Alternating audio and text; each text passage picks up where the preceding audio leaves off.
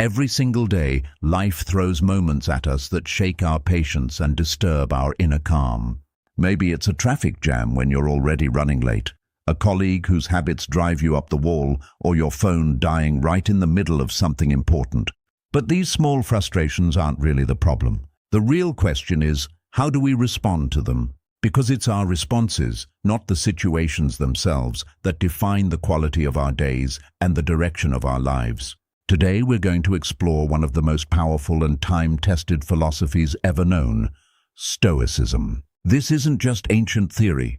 It's a practical system of thinking that can help you not merely survive life's daily chaos, but actually grow through it. By the time this video ends, you'll walk away with a clear understanding of why Stoicism has shaped some of the greatest minds in history. And more importantly, you'll have real, actionable tools you can start using today to build a more peaceful, resilient version of yourself. So let's begin this journey together into a philosophy that teaches us to master our reactions, find our calm, and become better human beings in the process. If this resonates with you, please hit subscribe and make sure you watch till the end. Every part of this matters. Let's start with something honest. Everyone gets angry. It doesn't matter how spiritual, wise, or composed a person is. Anger is a fundamental part of the human experience, and that's completely okay. What Stoicism adds to this conversation is something truly powerful. You may not always be able to prevent anger from arising, but you absolutely have the ability to choose what happens next. This is where the philosophy becomes transformative. The great Stoic thinkers, Epictetus and Marcus Aurelius among them, consistently pointed out that emotions don't come from events. They come from how we judge those events. Think about that for a moment. When someone cuts you off in traffic and you feel that surge of anger, it's not actually the other driver causing it. It's your belief that your path should be clear, that other people should drive respectfully, that you shouldn't have to deal with this. The anger lives in the judgment, not the incident. Once you understand this, everything changes. You can start asking yourself in those heated moments, what assumption am I making right now? Could I be seeing this differently? This isn't about pretending you're not angry. It's about getting curious about your anger. And that curiosity is where real emotional growth begins. There's also a deeper benefit here. When we acknowledge that anger is natural for us, we naturally extend that understanding to others too. Empathy grows. We become less reactive and more compassionate, both toward ourselves and toward the people around us. This might be the single most liberating idea in all of Stoic philosophy. And it sounds simple, but its impact is enormous. Stop spending energy on things outside your control. Marcus Aurelius wrote about this extensively. His core message was that you have genuine control over three things: your thoughts, your choices, and your actions. That's it. Other people's behavior, the weather, circumstances at work, the past, the future, these are largely beyond your reach. And yet, how much of our frustration comes from fighting exactly these things? Here's the shift Stoicism asks you to make. Instead of fixating on what others are doing wrong or what circumstances are unfair, redirect that energy inward. Ask, what is within my power here? Say you're collaborating on a group project and one team member isn't contributing. You can't force them to work harder. That's outside your control.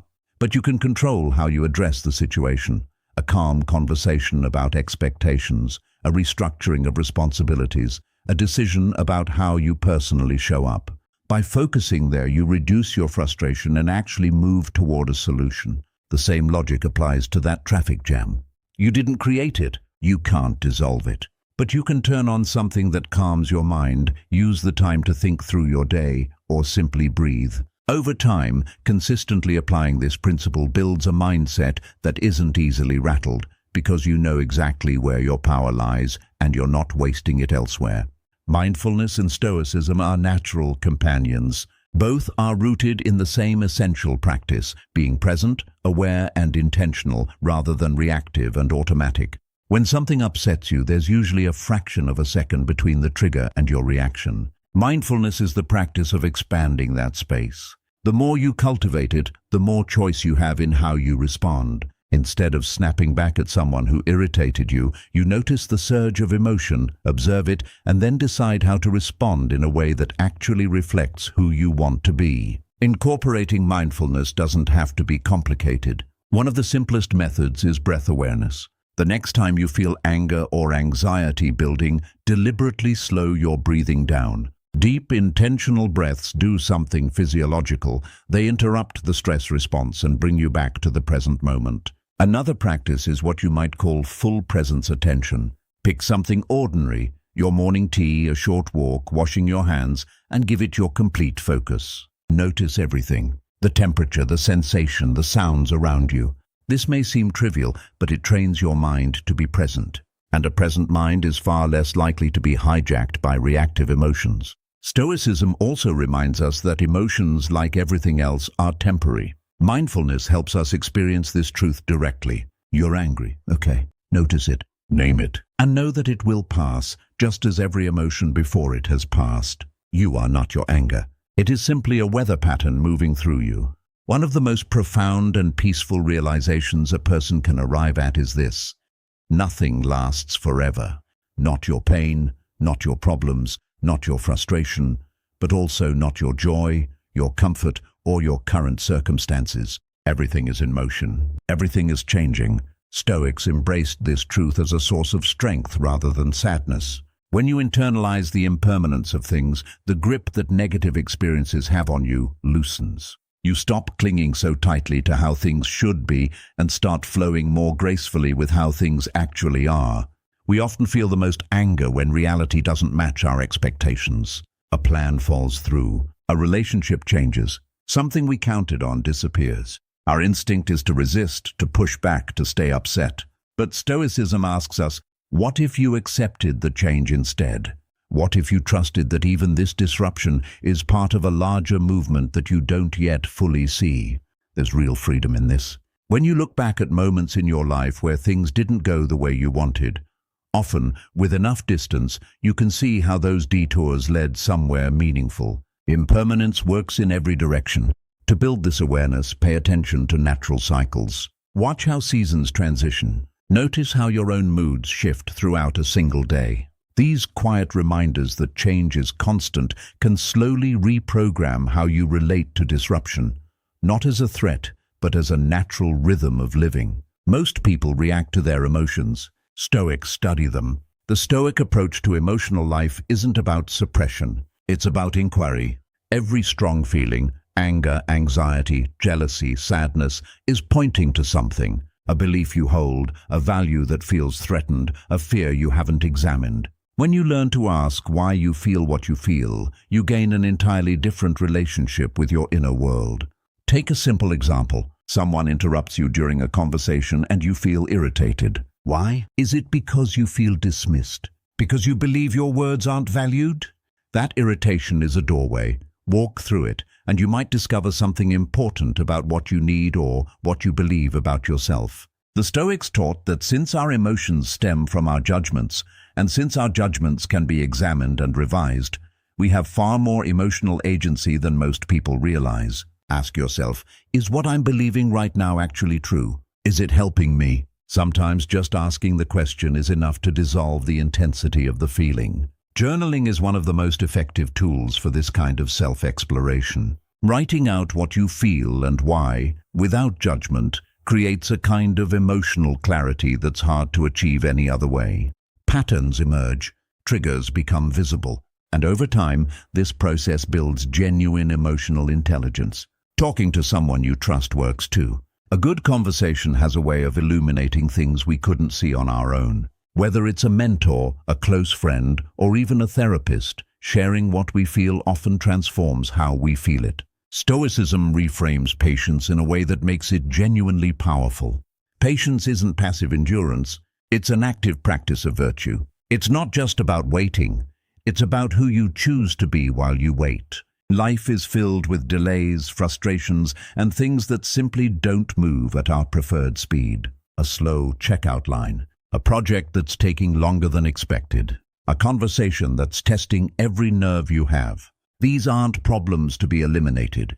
For a Stoic, they're opportunities, moments to practice staying grounded. One practical shift is to recalibrate your expectations. Much of our impatience comes from expecting the world to operate on our schedule. When we accept that delays are a natural feature of life rather than personal insults, we stop being surprised by them and therefore less irritated. Another approach is to use moments of waiting productively. Stuck in traffic, listen to something worthwhile. Waiting in a queue, breathe, observe, reflect. This reframes waiting from wasted time into reclaimed time. Mindfulness once again plays a crucial role here. When you're fully present, the urgency that fuels impatience loses its grip. And the Stoic reminder that this too shall pass, that all difficult moments are temporary, gives patience a philosophical foundation to rest on. Acknowledge your progress too. When you manage to stay calm in a situation that would typically set you off, that's a genuine win. Recognize it. Celebrate it quietly. These small victories compound over time. Forgiveness might be one of the most misunderstood concepts in personal growth. It is not about excusing what someone did. It is not about pretending the harm didn't happen. It is about refusing to let someone else's past actions continue to damage your present peace of mind. In Stoic terms, carrying a grudge is allowing an external event to maintain control over your internal state. And that goes against everything Stoicism stands for. Your tranquility is yours to protect. Forgiveness is one of the ways you protect it. This requires emotional honesty. Your hurt and anger are valid. Acknowledge them fully. But then ask, how long do I want to carry this? At some point, the weight of resentment costs more than the release would. A helpful Stoic reframe is to remember that every person, including those who have hurt us, is fallible. We are fallible too. When we reflect on our own mistakes, the times we acted out of ignorance, fear, or self-interest, it becomes easier to extend some of that understanding to others. Meditation can assist in this process, sitting quietly, focusing on the breath, and consciously directing thoughts of release towards someone you're holding anger about. Doesn't mean you're endorsing what they did. It means you're choosing your own peace over your grievance. And remember, forgiveness unfolds in layers. You don't have to arrive at complete peace overnight. Each small step toward letting go is meaningful. Each moment you choose not to replay the resentment is progress. Self-control is the foundation that all the other lessons rest upon. Without it, none of the others are sustainable. At its core, self-control is the ability to pause, to create space between impulse and action. That pause is where your values live. That pause is where you decide who you actually want to be rather than who your emotions are pushing you to be. The Stoics believed that daily reflection was essential for strengthening this capacity. Each evening, take a few minutes to review your day honestly. Where did you exercise self-control well? Where did you fall short? What triggered it? This kind of reflection isn't self-criticism, it's self-knowledge. And self-knowledge is how we improve. Setting clear personal standards also helps. Decide in advance how you want to behave in certain types of situations, during arguments, under stress, when you're tired or hungry. When you've already decided, the decision doesn't have to be made in the heat of the moment. Visualization is another powerful technique. Before walking into a challenging situation, mentally rehearse yourself handling it with calm and dignity. The mind doesn't always distinguish well between vivid imagination and real experience. So this mental rehearsal actually prepares your nervous system for the real thing. The Stoics also advocated voluntary discomfort, small, deliberate challenges to build willpower. Cold showers, skipping a meal occasionally, resisting a craving. Not as punishment but as training. These small acts of discipline reinforce the belief that you are capable of more than your impulses, and that belief carries over into every area of your life. You will have setbacks. That's not failure. That's being human. What matters is that you notice them, understand them, and keep moving forward. Every act of self-control, however small, is a quiet confirmation that you are the author of your own life, not its victim. Stoicism isn't a philosophy for a perfect world. It's a philosophy built for the imperfect one we actually live in. These 8 lessons aren't meant to be mastered overnight. They're meant to be practiced, returned to, and slowly woven into how you live. Start with one. Apply it today. And notice what begins to shift.